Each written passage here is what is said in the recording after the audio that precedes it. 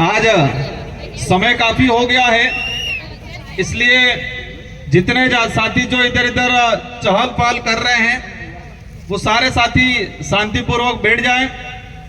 और मेरा वक्तव्य और इसके बाद शायद आयोजन कमेटी ने कोई तय कर रखा है, इसके बाद अपन शांतिपूर्वक तरीके से अपनी जो मांगे हैं जो संविधान में निहित है, और ये हमारे पुरखों ने लड़ झगड़ के अपना त्याग बलिदान दे के ये मांगे अंग्रेजों से और तात्कालीन जो संविधान निर्माता थे उनसे जो मनवा के संविधान में निहित की गई है।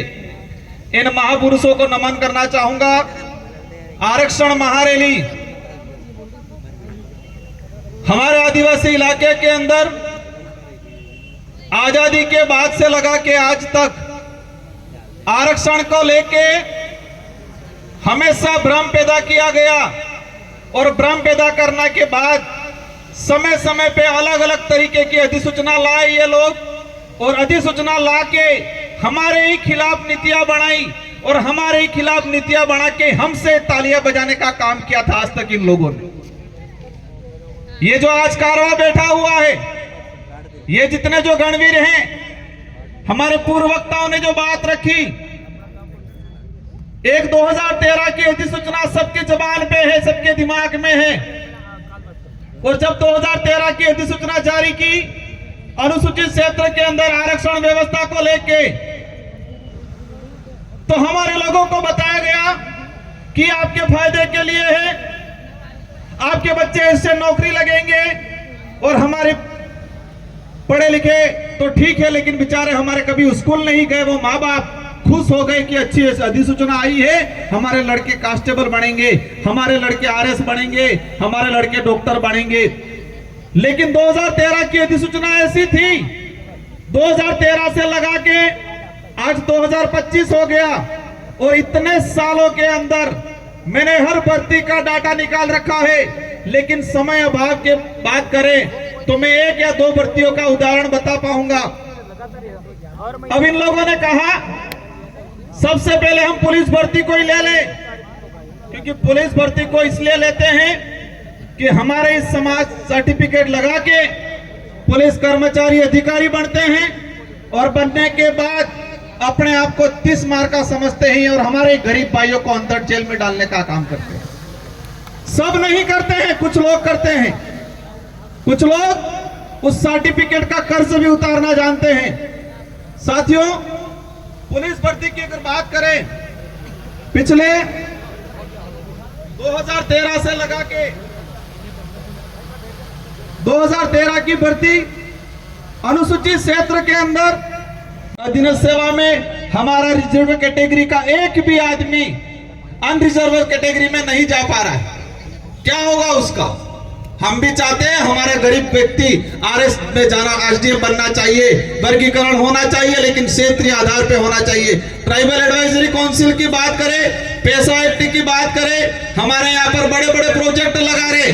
पैसा एक्ट की जो कानून बना हुआ है उस कानून की पालना नहीं की जा रही है, लेकिन आने वाले समय में इन अधिकारियों को भी हम सबक सिखाएंगे कि पैसा एक्ट का प्रावधान क्या है, और जो अधिकारी अगर कानून की अवहेलना करता है तो उसको भी कानून की भाषा हम सिखाएंगे, क्योंकि कानून के नाम से ये हमको डराने की कोशिश करते, हर वक्त डराने की कोशिश करते, हमारे गरीब भाइयों को डराने की कोशिश करते।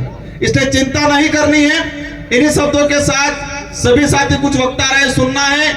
और बीच वाला पंडाल इसलिए खुला रखा था क्योंकि बीच में भीड़ ज्यादा होती है। आगे इसलिए खुला रखा था कि आगे यहाँ पर हमारे नेता सब बैठे, थोड़ी आज गर्मी लगेगी, थोड़ा ठीक रहेगा, यूं करके खुला रखा है। तो बड़े बुजुर्गों के लिए रखा है ये हमारी महिला और बड़े बुजुर्गों के लिए रखा है। इसलिए आप सबको इसका मान रखना है और शांतिपूर्वक रैली में पहुंचना है, और अपने यहाँ से स्टार्ट करेंगे, कलेक्ट्री जाएंगे, और वहां पर हमारे कुछ वक्ता रहे वो बात फिर बोलेंगे। सबकी बात को सुनना है, और आने वाले समय में आरक्षण की लड़ाई में सबसे आगे सबको खड़ा रहना है। इन्हीं शब्दों के साथ आप सबको धन्यवाद, आभार, जोहार। कुछ ज्ञापन आए थे, एक छात्रवृत्ति वाला डूंगरपुर के 27 करोड़ छात्रवृत्ति आदिवासियों को नहीं मिली। बांसवाड़ा के 35 करोड़ के आसपास आदिवासियों की छात्रवृत्ति बाकी है।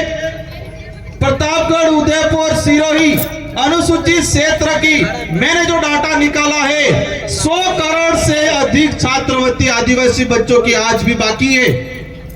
बांसवाड़ा में 1600 बच्चों की छात्र स्कूटी नहीं आई है। डूंगरपुर में 1000 बच्चों की स्कूटी नहीं आई है। इस आधार पे पूरे अनुसूचित क्षेत्र में 3500 के आसपास बच्चों की हमारी स्कूटी नहीं मिल रही है और कह रहे हैं कि हम कल्याण करने वाले हैं, हम ये करने वाले हैं। इसलिए आप सभी को इस मंच का साथ देना है और इन्हीं के साथ आप सभी को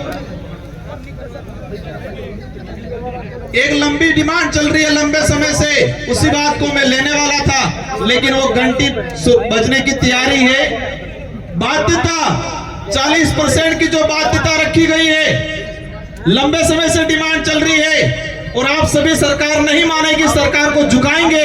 सरकार हमको एक बात पे डराती है, मुकदमे ठोक देंगे, मुकदमे ठोक देंगे। एक बात ये काम करके सुन ले कि हमारे पूर्वज मरने से नहीं डरे थे तो हम मुकदमे से डरने वाले नहीं है। इन्हीं शब्दों के साथ धन्यवाद, आभार, जय जवाहर। धन्यवाद साथियों।